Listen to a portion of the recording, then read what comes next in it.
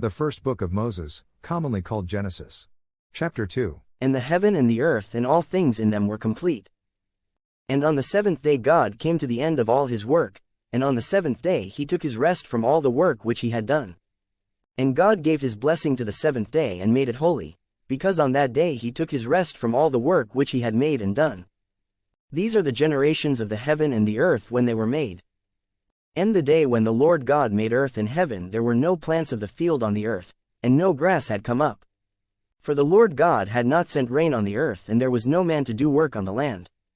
But a mist went up from the earth, watering all the face of the land.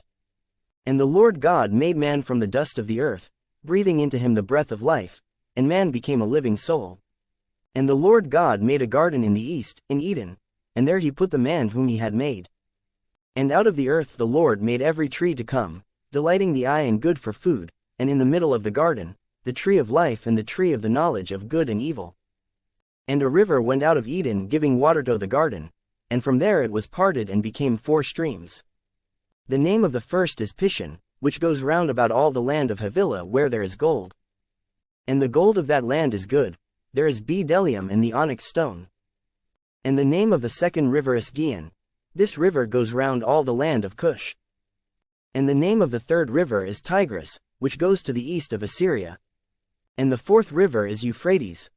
And the Lord God took the man and put him in the garden of Eden to do work in it and take care of it. And the Lord God gave the man orders, saying, You may freely take of the fruit of every tree of the garden. But of the fruit of the tree of the knowledge of good and evil you may not take, for on the day when you take of it, death will certainly come to you. And the Lord God said, It is not good for the man to be by himself. I will make one like himself as a help to him. And from the earth the Lord God made every beast of the field and every bird of the air, and took them to the man to see what names he would give them. And whatever name he gave to any living thing, that was its name. And the man gave names to all cattle and to the birds of the air and to every beast of the field. But Adam had no one like himself as a help. And the Lord God sent a deep sleep on the man, and took one of the bones from his side while he was sleeping, joining up the flesh again in its place.